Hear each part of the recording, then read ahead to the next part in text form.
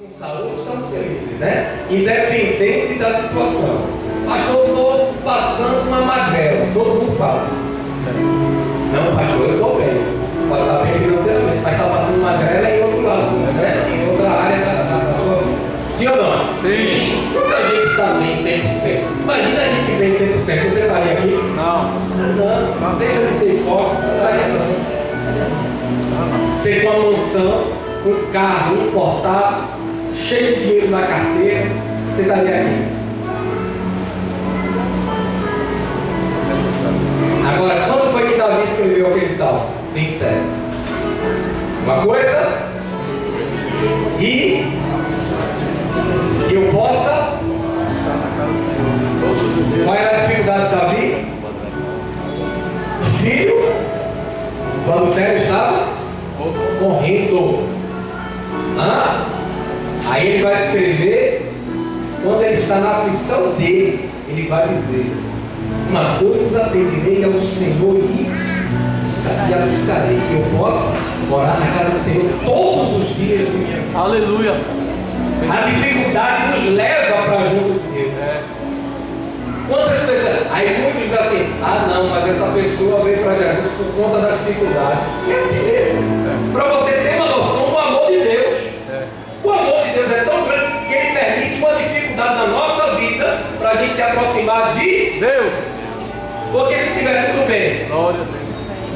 vê esse humorista que estava aí na televisão, o Whindersson, para ele começar a tocar uma musicazinha gospel, começou a ensaiar alguma coisa no violão, mas o que aconteceu com ele? Estava depressivo, desesperado, tanto dinheiro, e ele dizia: eu não entendo por que isso está acontecendo comigo.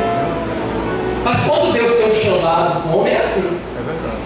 Veja o amor de Deus. Aí para ele não colocar mais, está aqui o pastor Wilson já chegou.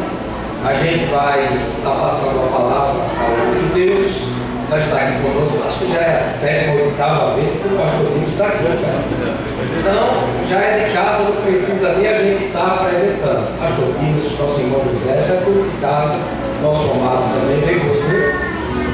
Primo, o pastor está aqui também conosco. E vamos ouvir a palavra. Vem para cá, pastor. Deus tem uma palavra para nós nesta noite. Você crê? Glória a Deus. Então estenda as mãos para cá e vamos orar pelo nome de Deus. Querido eterno Deus, está aqui o teu filho, Senhor. Usa ele esta noite, como sempre tem usado. Usa mais uma vez o teu filho, para que possamos sair daqui, Senhor, cheio da tua palavra, dizendo para este mundo tenebroso, terrível e cruel, que só o Senhor é Deus. Usa ele poderosamente, Pai, para a glória e louvor do teu nome. E o povo de Deus diz: amém.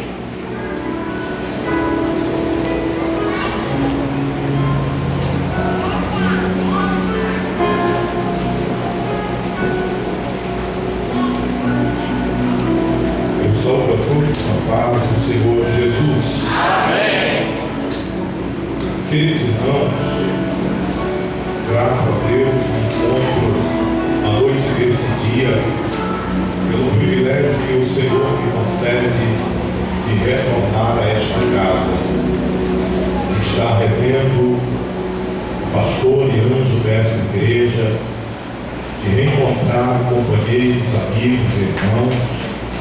Muito feliz por ver a casa repleta, a casa cheia de servos de Deus que têm interesse em aprender a palavra do Senhor. Hoje se trata de um culto da palavra, é isso? Culto de oração. E naturalmente outras oportunidades eu tive para estar aqui com os irmãos. Eu me recordo bem que nas 2 últimas vezes que retornei a esta casa, nós iniciamos uma palavra subordinada à ocasião em que Jesus Cristo esteve no Monte das Oliveiras, ministrando o sermão da montanha. Eu dividi a mensagem em algumas etapas.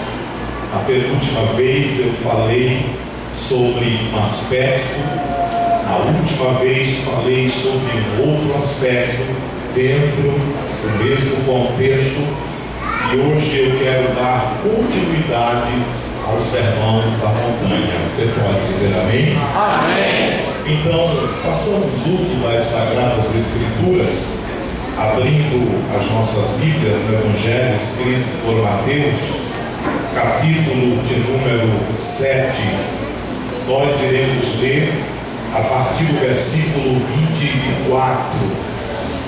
Evangelho escrito por Mateus, capítulo de número 7, a partir do versículo 24. Repito, é a continuidade das duas mensagens que preguei aqui, as duas últimas vezes que estive com os irmãos.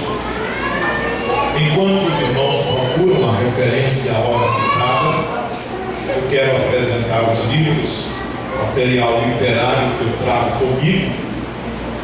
O tema: Grandes Gestores, Excelentes Comunicadores. Este livro vai falar sobre a importância de uma comunicação eficaz. Serve para todos nós, pois nós entendemos que muitas lideranças não conseguem desembocar êxito em algumas áreas por conta de comunicação fragmentada, cortada. Uma boa comunicação, ela permite um relacionamento saudável. Um casamento saudável, para ser saudável, é necessário uma boa comunicação. Uma liderança que não consegue passar a sua visão, ela não consegue desenvolver um projeto. O que eu estou tentando dizer com isso é que comunicação é desde um casal até aqueles que exercem atribuições ministeriais, que são obreiros, ou que trabalham na vida secular com pessoas, seja em uma loja, em uma farmácia. Esse livro vai trazer alguns segredos muito importantes sobre uma comunicação eficaz. O segundo livro é o Chamado para o Ministério.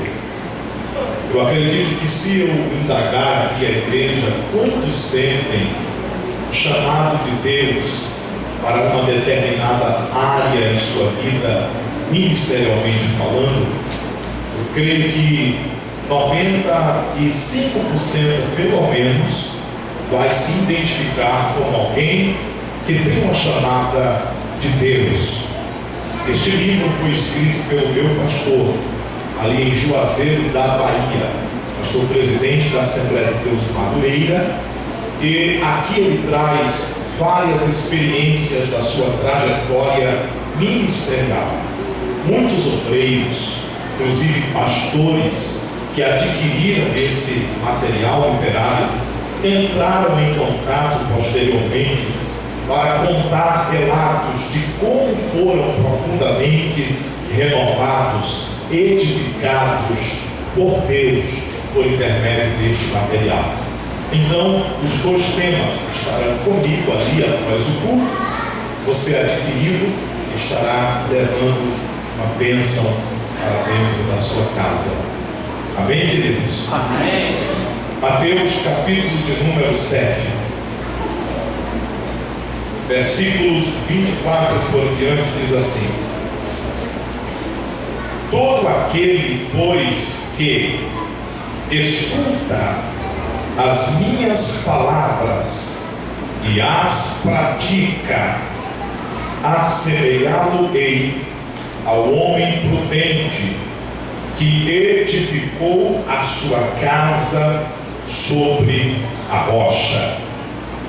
E desceu a chuva, diga, desceu a chuva. Desceu a chuva. E correram rios, diga, correram rios. Correram rios. E assopraram ventos, repita, sopraram ventos. Sopraram ventos. E combateram aquela casa e não caiu, porque estava edificada sobre a rocha. Glória a Deus.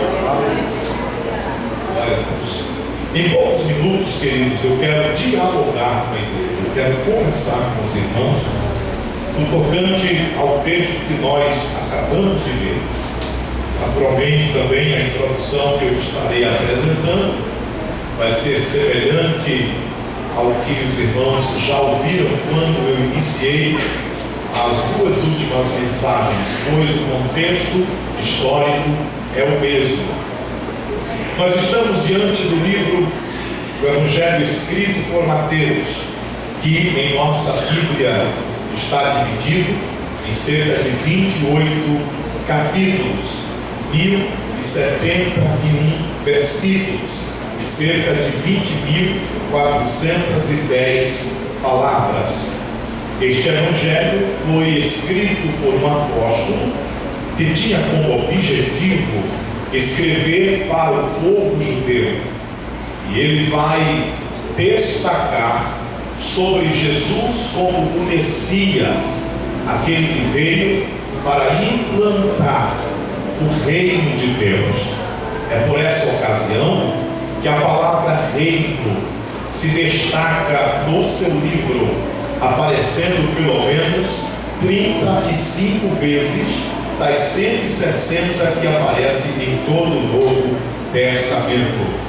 Mateus vai traçar uma narrativa falando sobre o princípio da vinda do Mestre à Terra e vai destacar a forma espiritual e extraordinária em que Jesus foi introduzido no ventre de Maria.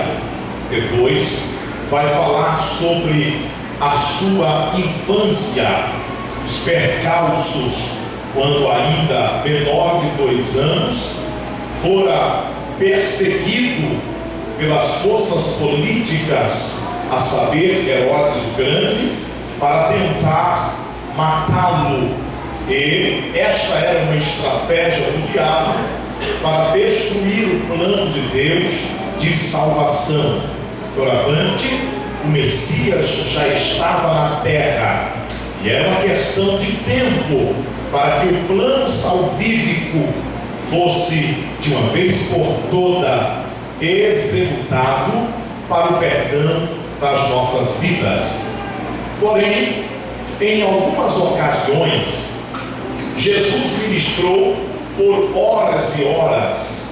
Entre estas ocasiões, Mateus, e não apenas Mateus, como os 4 evangelhos, vão mencionar a mensagem mais conhecida do nosso Senhor e Salvador Jesus Cristo, que ocorreu justamente na ocasião em que Jesus Cristo subiu o Monte das Oliveiras, quando ainda estava iniciando o seu ministério, ganhando grandes proporções de seguidores, oriundos dos mais diversos lugares, todos no afã de conhecer o orador mais célebre, que conseguia aglomerar o maior número de pessoas desde todos os tempos. E, pela primeira vez na história, as facções religiosas, a saber, os fariseus, os saduceus, os essênios, os herodianos, todos eles, pela primeira vez, estavam juntos para ouvir o mesmo pregador. A saber, eles eram facciosos e discutiam entre si temáticas teológicas, mas desta feita eles esqueciam dos pormenores para ouvir as palavras que saíam dos lábios de Jesus.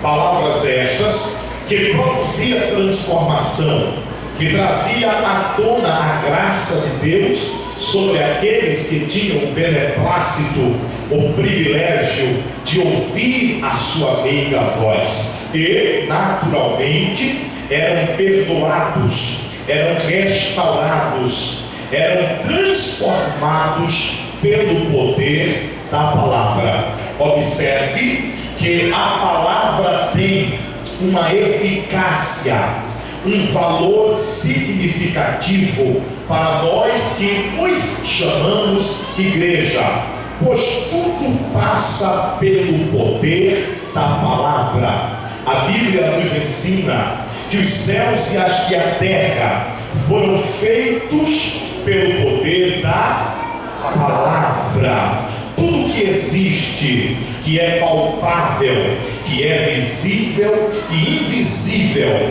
passou pelo poder da palavra de Deus. Então, o que significa é que a igreja, ela só consegue subsistir, ela só permanece de pé diante dos confrontos do dia a dia se estiver alicerçada na poderosa palavra de Deus.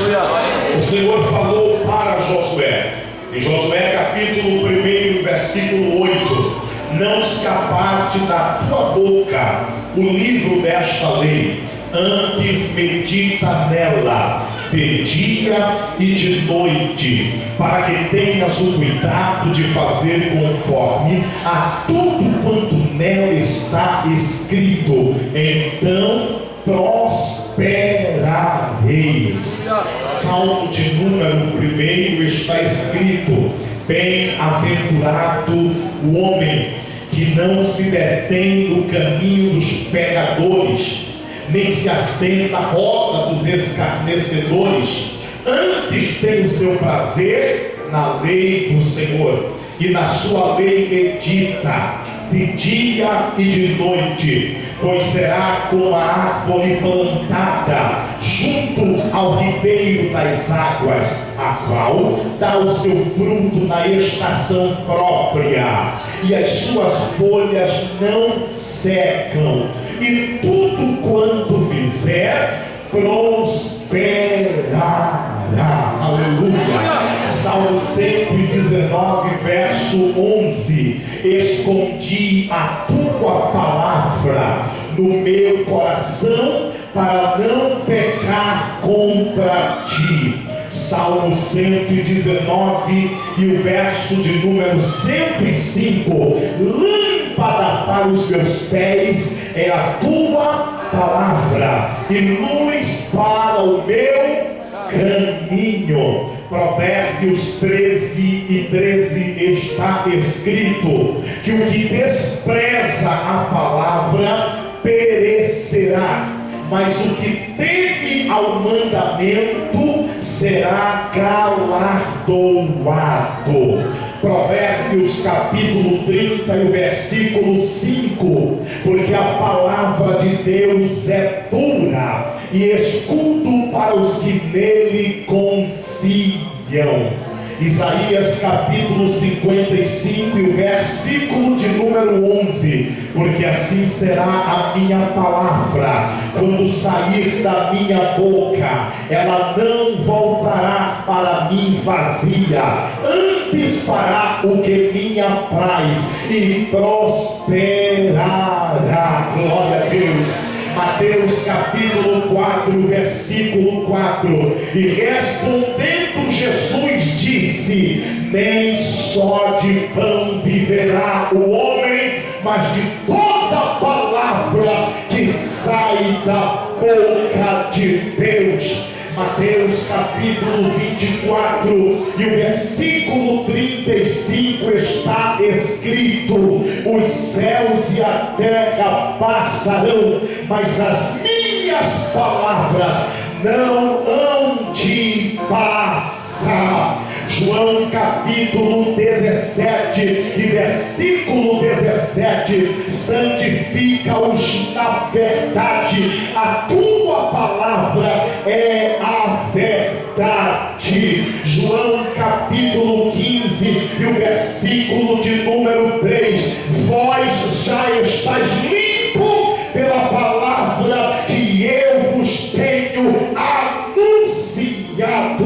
Carta aos Hebreus capítulo 4 versículo 12: porque a palavra de Deus é viva e eficaz, mais penetrante do que espada alguma de dois gumes, que vai até a divisão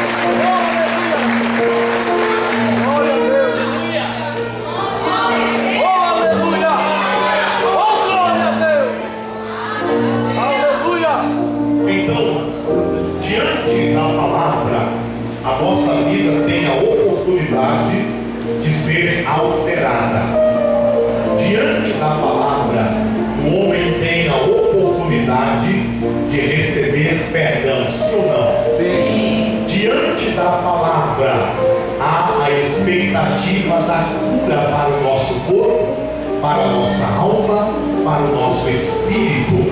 A palavra é proveniente de Deus. A palavra é o próprio Deus.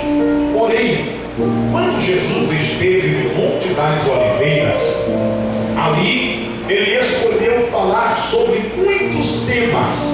Alguns deles nós falamos a outra oportunidade. Por exemplo, eu falei na primeira vez sobre o Sermão da Montanha, quando Jesus ensinou sobre a oração do Pai Nosso. Eu não sei se os irmãos ainda recordam. Depois nós ministramos sobre quando Jesus falou sobre a sustentabilidade, quando ele disse: olhem para as aves que estão nos céus, elas não plantam, elas não semeiam, elas não têm estoque em celeiro, mas todos os dias o Pai Celestial as sustenta. Tudo isso está dentro do mesmo momento. Aqui no Sermão da Montanha, Jesus também falou sobre o perdão, ensinou sobre a oferta, falou sobre priorizar o reino de Deus. E deixa eu abrir um parêntese para falar sobre isto. Observe que Jesus disse: não estejais ociosos por coisa alguma. Depois ele diz: buscai primeiro o reino dos céus, e as demais coisas vos serão acrescentadas. Observe que o livro de Bereshit, que nós conhecemos como livro de Gênesis, inicia uma narrativa dizendo: no princípio criou Deus os céus e a terra. Isto é lindo, irmãos, porque Deus não começou, o pastor José Ricardo, criando a terra para depois criar os céus. Por quê? Porque Deus trabalha com prioridades. Aleluia. O que significa é que em nossa mente, em nosso coração, o reino de Deus deve ser prioridade. Você pode dizer amém? Amém. Depois Jesus fala sobre outras temáticas, mas o texto que nós lemos hoje é justamente na conclusão do Sermão da Montanha. É quando Jesus está prestes a se despedir da multidão e a ser conduzido para outro lugar e dar continuidade à sua trajetória ministerial. Porém, na conclusão, depois de tudo que ele discursou, ele vai se preocupar com a intenção, com o comportamento de quem lhe ouviu por horas. Por quê? Porque não adianta sentar para ouvir um sermão de 1 hora, se depois daqui nós não nos esforçarmos para viver o que o sermão nos ensinou. Porque muitas vezes o pastor da igreja, os obreiros que o auxiliam, trazem grandes ensinamentos neste altar, que são mensagens que edificam, que exortam, que animam, que fortalecem a fé. Mas infelizmente, meu ministro, nós sabemos que as pessoas, muitas delas, saem pelas portas e não conseguem levar consigo a mensagem que foi ministrada.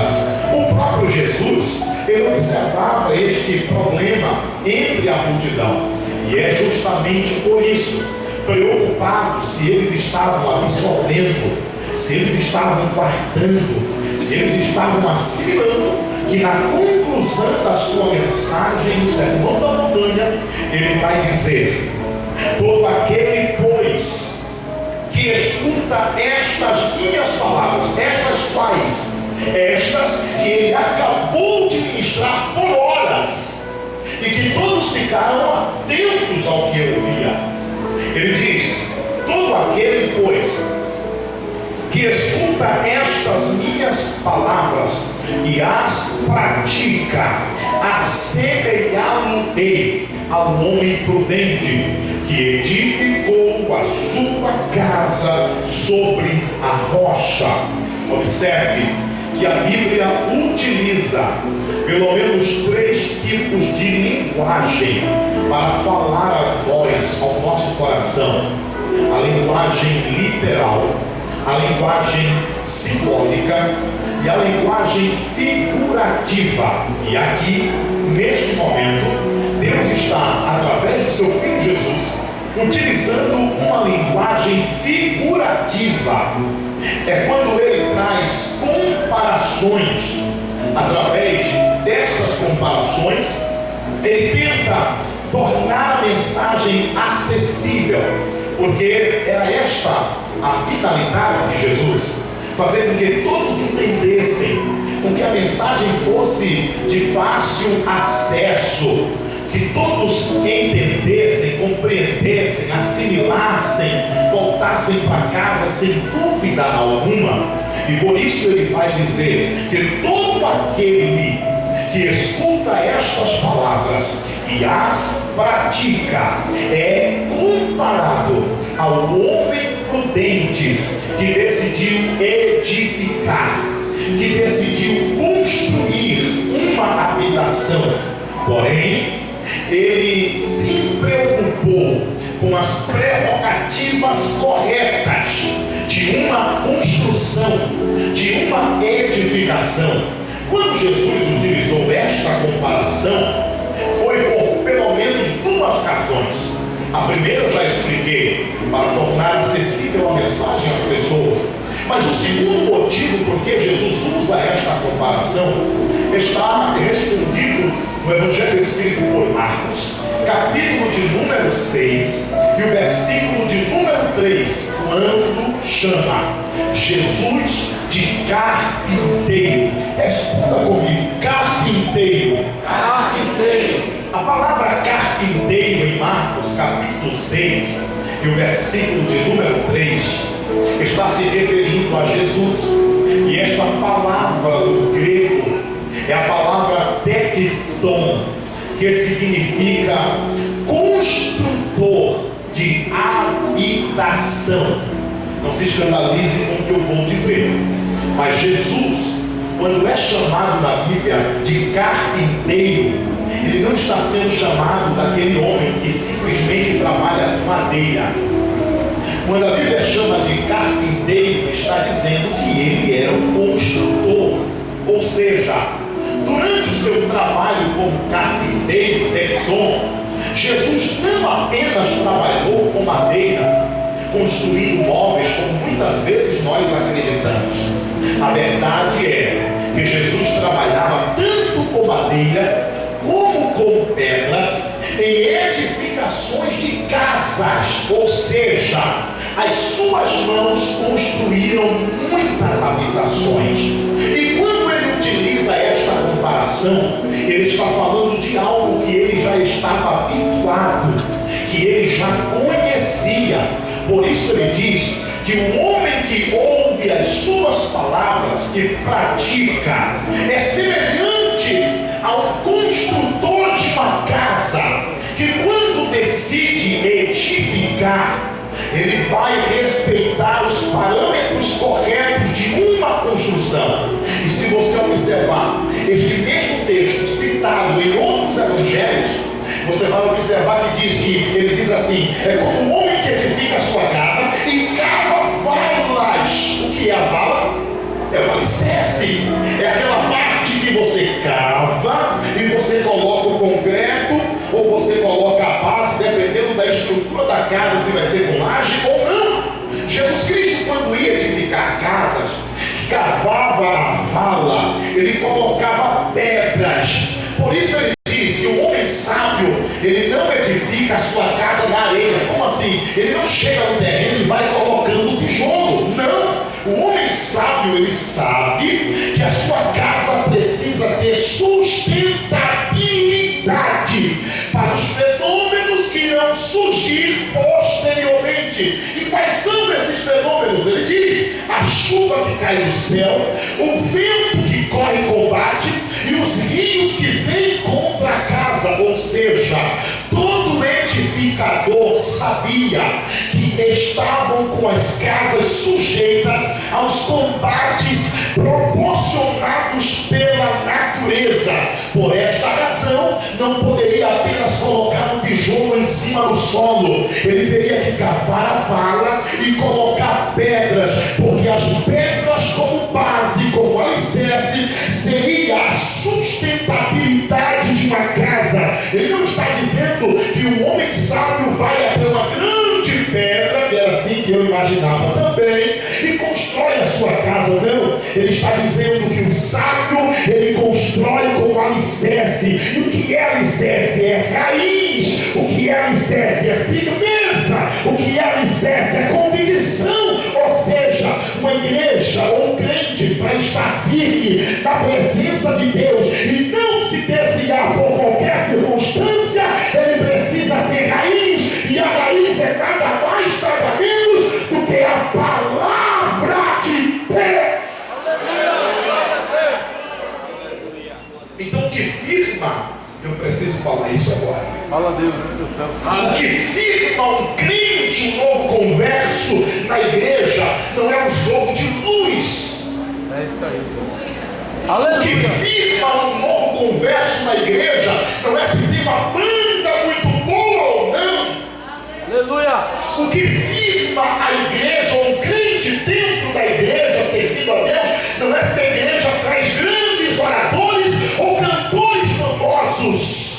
O que firma um crente na palavra de Deus ou na igreja é justamente a palavra de Deus. Aí o pastor estava dizendo, pastor, olha para cá, enquanto eu estava lá dentro, ele disse, olha, no monitor ele me mostrou a igreja, eu só pude ver a igreja lá dentro, porque eu passei por aqui e não observei direito. E quando eu olhei, eu percebi a igreja cheia. Sabe o que significa isso? Este lugar tem palavra. Este lugar tem palavra. Este lugar tem palavra. Quem chegou aqui não chegou por causa de pregador famoso. Quem chegou aqui não chegou porque banda famosa estava tocando. Quem veio a este ambiente não veio por causa de cantor que tem seu nome estampado nas redes sociais. O povo que chegou aqui chegou com sede da palavra, com sede da palavra, com sede da palavra.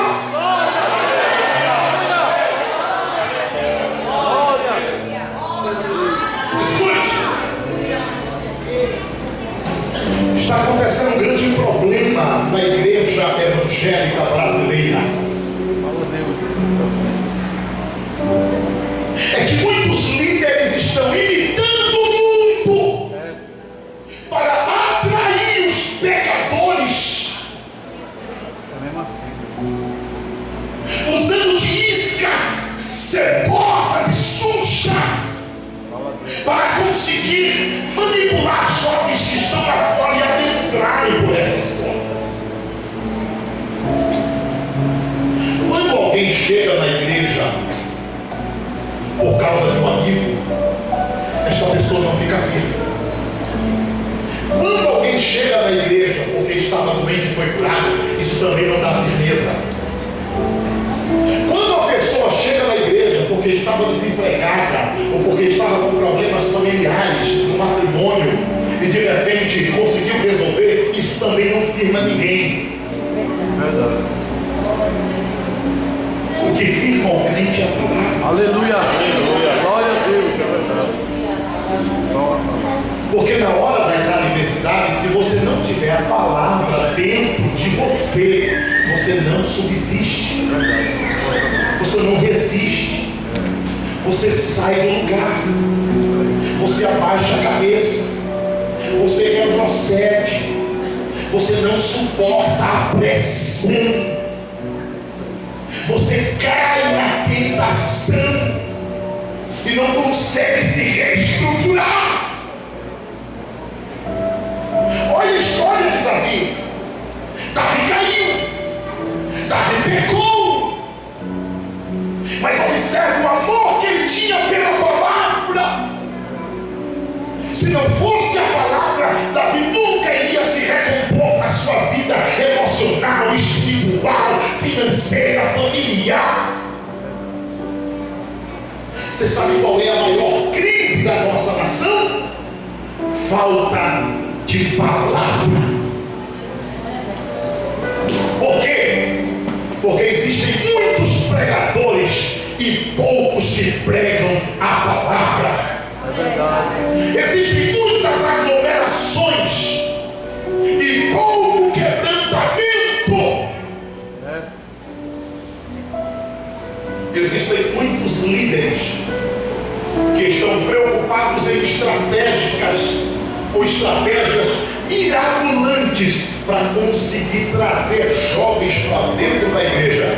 E a respeito disso, eles fazem de tudo. Eu me lembro que há muitos anos eu fui pregar numa igreja. Eu sei que isso não tem aqui. E quando eu cheguei nessa igreja para ministrar, o pastor José Ricardo, tiraram no momento do culto, não, tiraram tudo que estava no altar. E subiram os jovens, os garotos, 17, 18, 20 anos, umas camisas de look, umas calças com design meio diferente, meio esquisito, e colocaram umas músicas baianas, eu não sei o nome daquele estilo, tipo Xande com harmonia. Isso mesmo. E um grupo de jovens, não tem grupo de coreografia em algumas igrejas? Só que esses jovens começaram a dançar e passaram a mão no corpo, se insinuar. Apagaram as luzes, jogaram o jogo de luz, era vermelho. Eu não tenho nada contra jogo de luz, mas eu só sei uma coisa: isso não pode ser estratégia para firmar o jovem na igreja. E eu olhei para aquilo e disse: meu Deus, não é Deus. A que ponto nós chegamos? Deixa eu falar uma coisa aqui para a igreja. A igreja não precisa se esforçar para tentar agradar o pecador, não. Porque a igreja de Jesus, ela é absoluta. Não é a igreja que precisa do pecador. É o pecador que precisa chegar dentro da igreja, reconhecer mudança em nossas vidas e querer mudar a sua própria história pelo poder da palavra de Deus.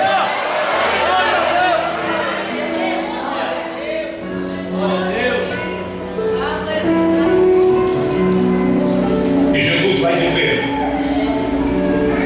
que o homem sábio é aquele que edifica a sua casa sobre a rocha.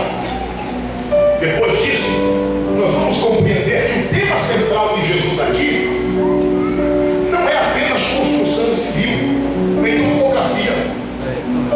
Jesus está falando aqui de uma palavra simples: obediência. Ele está dizendo que a bem-aventurança é aqueles que obedecem o que ouviram de Jesus, que vão praticar o que ouviram de Jesus. E quando nós olhamos para a Bíblia, o livro de 1 Samuel, capítulo 15, versículo 22, a Bíblia vai dizer que a obediência é melhor do que o sacrifício. Glória a Deus. Mas também, Jesus Cristo, quando estava com os seus discípulos no Evangelho de João, capítulo 14, e versículo 15, ele disse: se vocês me amam, obedecerão os meus mandamentos. Aleluia. A obediência é o segredo para permanecer de pé. Quem obedece à palavra, quem obedece à palavra, quem obedece à palavra, resistirá aos ataques. Aleluia. E nas páginas seletivas, né, você? Nas páginas seletivas, que eu falo essa linguagem aqui.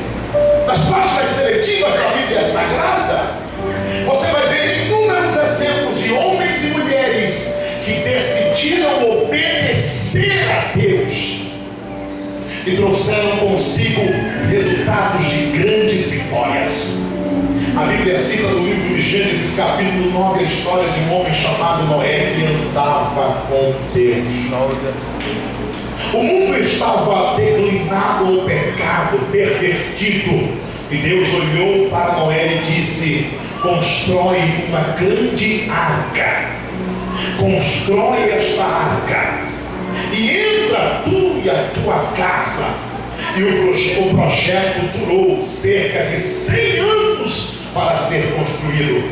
Imagine comigo quantas vezes Noé não pensou em desistir, e você só faz 3 meses que está em um projeto e já quer abandonar. E você que só faz 2 anos que está servindo a Deus, porque surgiu uma tempestade, já quer sair da igreja. E você que porque está enfrentando uma perseguição de alguém, sei lá, invejoso, que não aceita o teu sucesso, já está tentando parar na caminhada. Faça com Noé, obedeça aquele que te escolheu, obedeça aquele que te colocou em tuas mãos um grande projeto para ser executado. Deus, ele fala para Isaac no livro de Gênesis capítulo 26 e o versículo 5, ele diz: Abraão obedeceu a minha voz. O melhor é obedecer a Deus. Em Êxodo capítulo 15, Moisés obedeceu a Deus quando estava diante do mar vermelho e Faraó com seus exércitos na sua retaguarda. A perspectiva era que ele não sobreviveria, mas quando ele vai buscar a presença do Senhor em oração, Deus olha para Moisés e diz: o que tens nas mãos, Moisés? E Moisés diz: o teu servo não tem nada senão a vara. E Deus diz: então pega esta vara e toca nas águas. E Moisés não tem outra alternativa senão obedecer a voz de Deus. E quando toca nas águas, as águas se abrem, se repartem em 2 partes, e o povo de Israel atravessa pés enxuto. Mas a Bíblia também vai nos mostrar que no livro de Josué, quando Deus deu a estratégia para Josué pegar todos os homens e rodearem as muralhas de Jericó durante 7 dias, para cada dia seria uma volta, mas no 7º dia seriam 7 voltas, e depois de rodearem no 7º dia as 7 voltas, eles começaram a gritar, e as muralhas imponentes de Jericó vieram todas ao chão. Parece que eu estou vendo, alguém está dizendo: estão malucos, estão rodeando as muralhas, elas não vão cair. Mas quando eles pararam e gritaram, começou agora a brincar, a rachadura começou a aparecer, alguém se afasta um pouco, as muralhas caem ao chão. E alguém pode dizer: foi porque deram 7 voltas? Não. Foi porque gritaram? Não. Foi porque tocaram buzinas? Não. Foi porque decidiram obedecer a voz de Deus.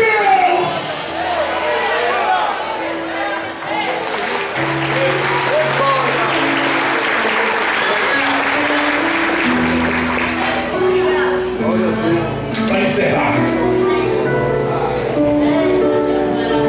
João capítulo 5, versículo 5. Pedro havia passado a noite inteira lançando a rede ao mar. Aquela noite foi uma noite frustrante.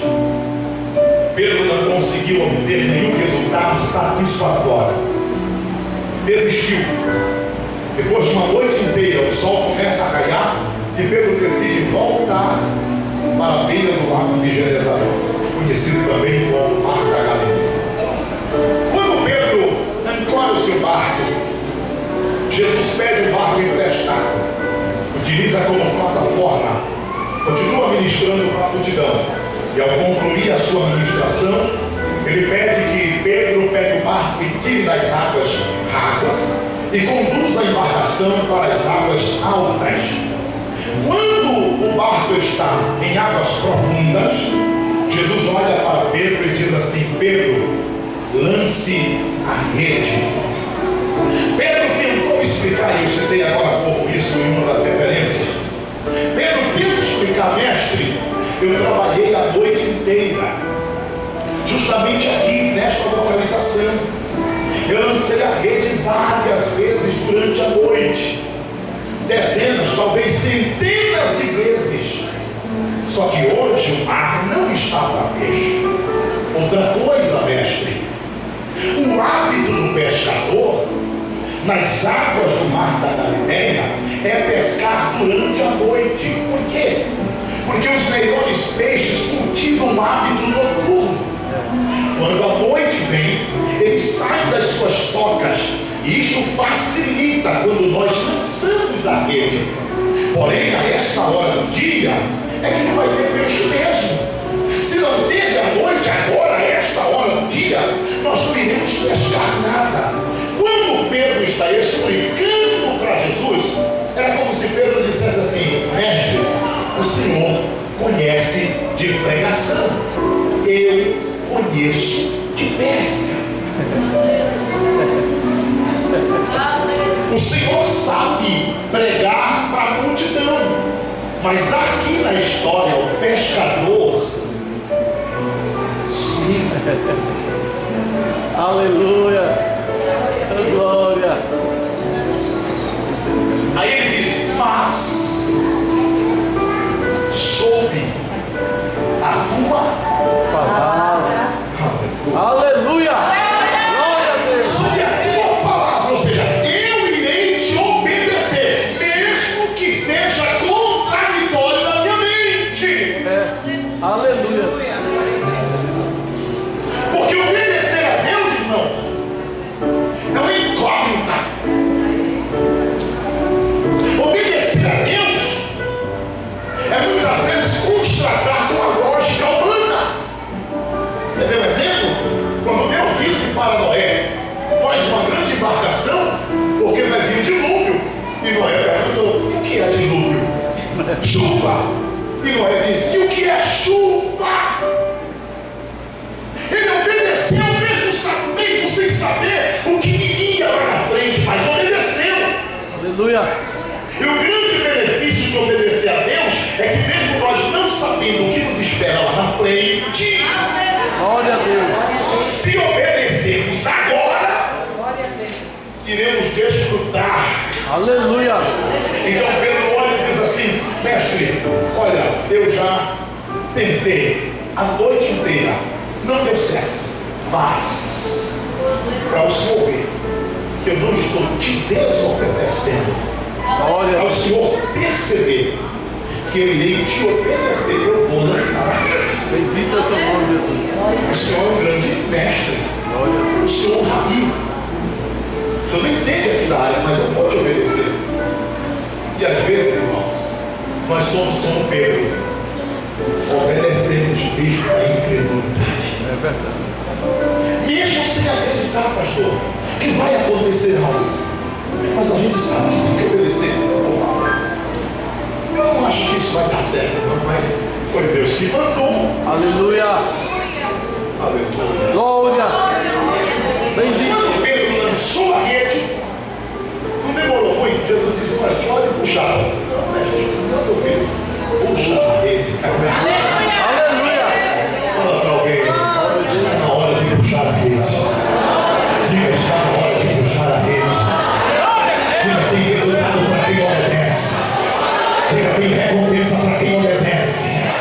Diga: tem resultado para quem edifica a sua casa sobre a rocha. Puxa! Quando Pedro vai puxando, está pesado. Talvez Pedro pense: ih, enganchou em algum pedaço de pau, pedra pesada. Mas quando ele puxa e vai puxando, e a coisa está pesada, ele começa a perceber que o peso está se movimentando. Aleluia. É peixinho, é peixinho. Glória. Porque Deus, quando começa a fazer uma obra, Ele começa fazendo um movimento. Porque quando Ezequiel estava no vale de ossos secos e profetizou, os ossos começaram a se mover de um lado para o outro. Quem obedece à voz de Deus vive o resultado do movimento que Deus causa das coisas impossíveis para lhe dar vitória. Levante a mão e agora!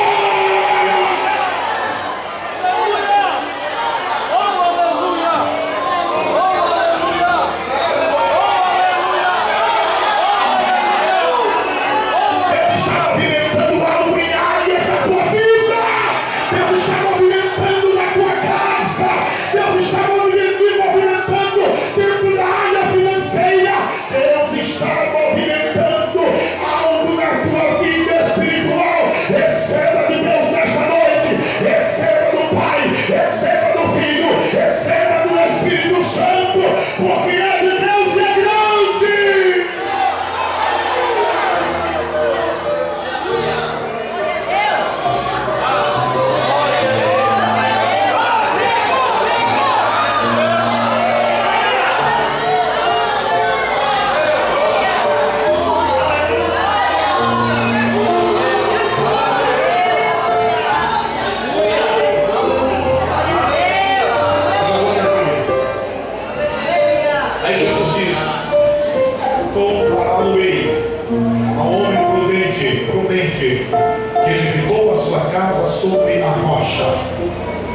Ele vai surgir agora com 3 elementos. Diga 3 elementos.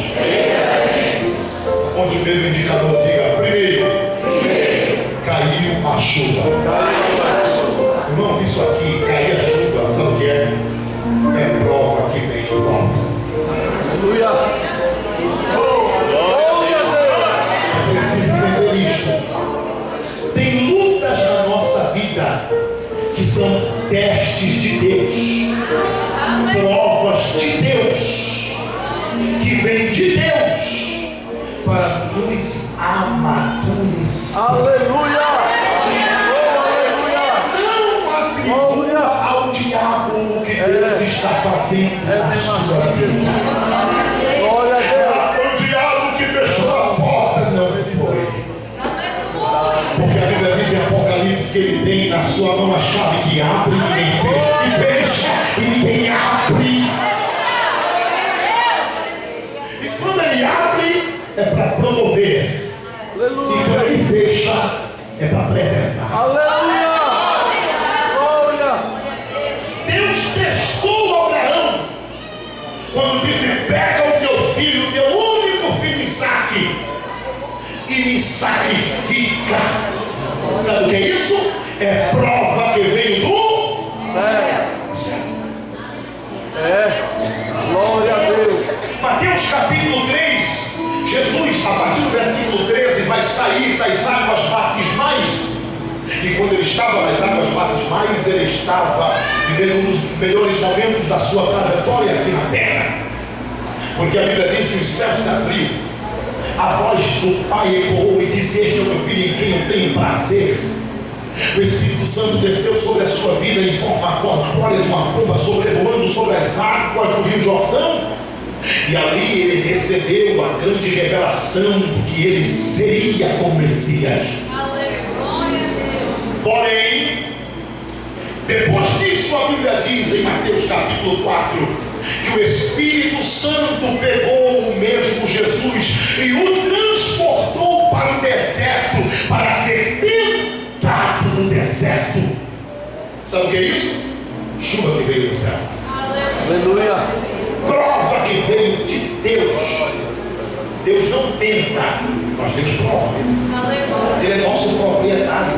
E ele não prova para testar, viu, irmão? Não é isso não. Estou falando de teste. Para Deus ver se a gente é fiel. Não é isso não. Aleluia. Ele prova para afinar o instrumento. Aleluia. Eu acho que eu já toquei alguma coisa, não foi, Evandro? Nós tocávamos juntos há muito tempo atrás. Aleluia.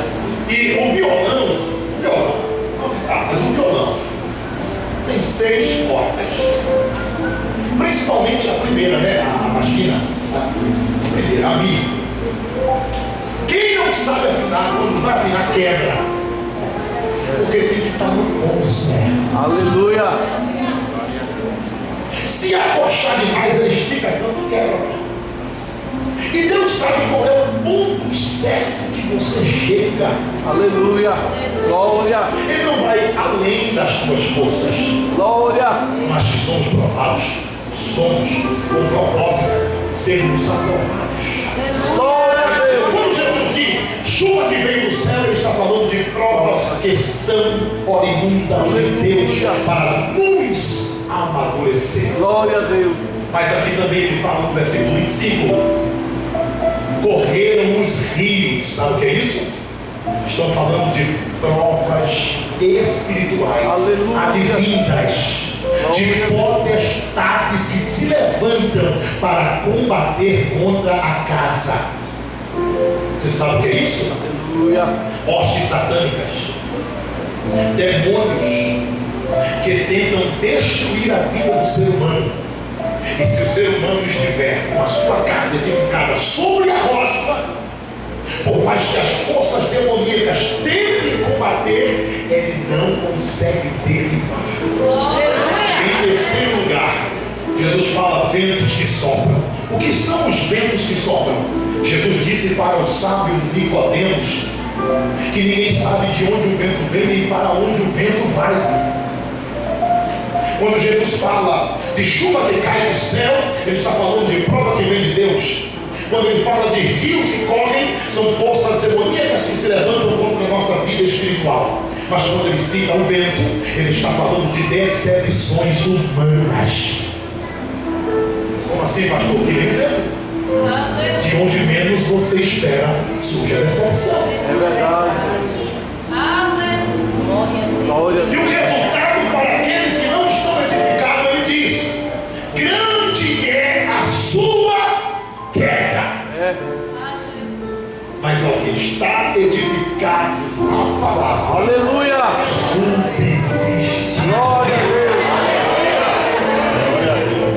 Antes que eu entregue o microfone, olhe para pelo menos duas pessoas perto de você e diga: eu não vou desistir. Diga: eu estou edificado na palavra. Diga: nada me tira da palavra. Diga: o pecado não me arranca da palavra. Diga: as tentações não me tiram da palavra. Diga: as provações não me arrancam da palavra. Porque ela é o meu alicerce, porque ela é a minha segurança, porque ela é a minha firmeza, porque ela é que me sustenta, porque ela é que me renova, porque ela é que restaura, porque ela é que me ergue para a glória de Deus. Só que está edificado na palavra. Eu tenho de profetizar por tua vida que vem resultado de vitória. Não saia da palavra, ande com a palavra, durma com a palavra, coma com a palavra, dirija com a palavra, vá trabalhar com a palavra, cultua com a palavra, guerreia com a palavra, porque a palavra te garante vitória, a palavra te sustenta. Em nome de Jesus, você pode levantar a sua mão e dar uma rachada de glória a esse Deus. Que Deus nos abençoe.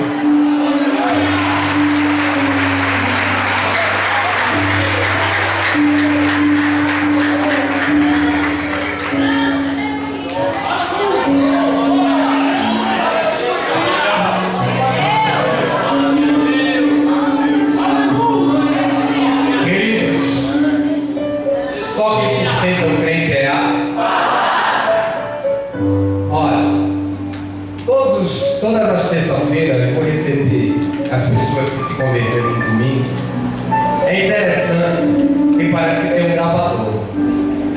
Sempre a mesma coisa se repetindo. Pastor, como é que o senhor está dando a minha história? O senhor contou a minha história do começo ao final. Mas quem é que contou? Espírito Santo, Jesus. Porque a palavra foi ministrada. Sempre que a palavra é ministrada, como acabou de ser ministrada agora, a gente começa a olhar para a gente mesmo, sim ou não? Sim. E eu estava me maravilhando com o diácono Alexandre, porque sempre acontece isso na terça-feira, eu receber as pessoas. E uma das coisas que Deus nos mostra é quando eu digo: você está com a perna tremendo e você está querendo vir, está tremendo aí. A irmã falou para mim agora: pastor, não era eu que estava com a perna tremendo, pastor? E quando o senhor terminou de falar, me deu uma coragem tão grande. E eu vim para Jesus. Gente, isso não tem preço.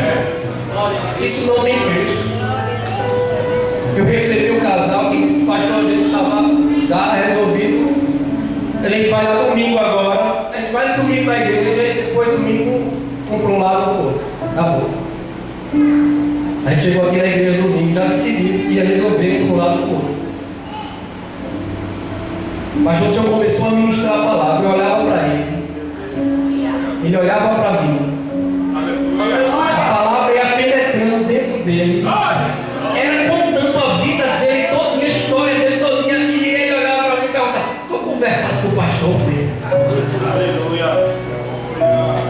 Gente, isso não tem preço. Vieram decidido a se separar. Mas a mensagem de domingo foi que Davi, depois de ter acontecido o que aconteceu com ele, ele foi para a casa do Senhor.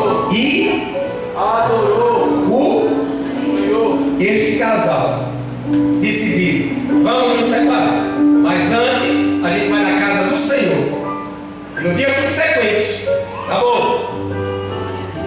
No dia subsequente, eles estão se amando cada vez mais.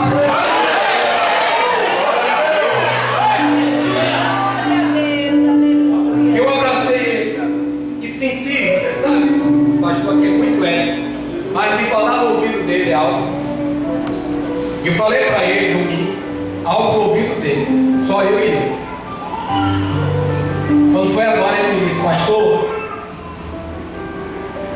eu estava assim. Quando foi hoje, segunda-feira, ligaram para mim e disseram, vem fazer uma entrevista. Eu fui fazer a entrevista, mas tem muita gente. No meio de muita gente, quem foi que ficou?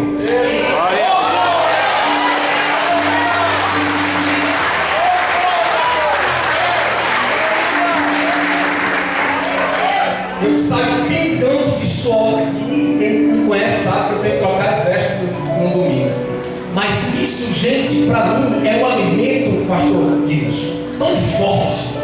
A gente vê aquelas vidas, 8, 10, 12, 13, 15, 16, 2, 4, essas vidas vindo para Jesus através da palavra. Não tem oba-oba, é a palavra. Hoje eu ouvi de um homem sério dizendo para mim, pastor, tem uma igreja que está aí pipocando. Sabe o que acontece? A família da minha esposa, a maioria, são lésbicas. Estão lá há muito tempo e não muda nada.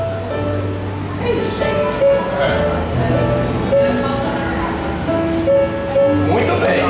Falta da opa. Vem do jeito que está e continua do jeito que está.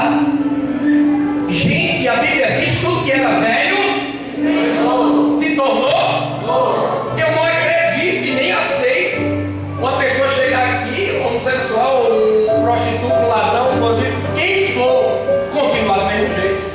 Não tem. Cada um daqui tem uma história para contar, sim ou não? Sim. Houve uma. E quem fez essa mudança?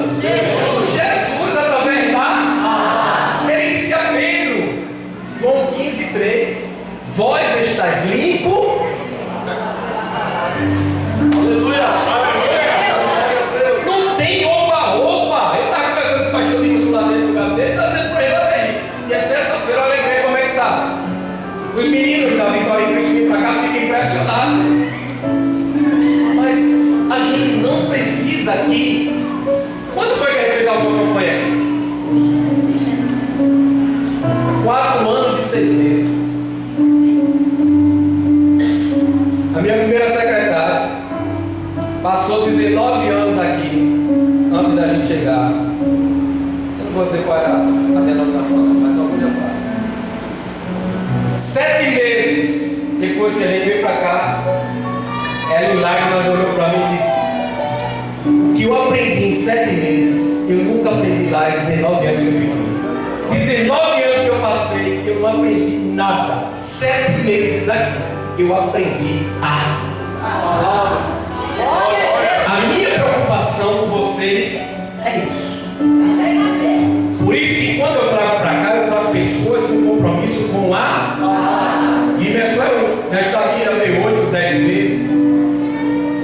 José, os obreiros da casa, o obreiro nem se conta, porque nem está vindo o pastor se sair do caminho, prepara o cajado para dar na cabeça. E tem a palavra. Acho que foi 2 anos atrás, tem uma foto com um rapazão aí, trouxe aqui. E no meio do caminho disse: não pode ir para o cinema. Eu digo: opa, não vem mais não. Não pode ir para um cinema. Que isso? Que isso? Onde é que está isso na palavra? Não vem mais não. Pregue a, viva a, ande na, respire a. Se você fizer isso, você vai ser uma árvore.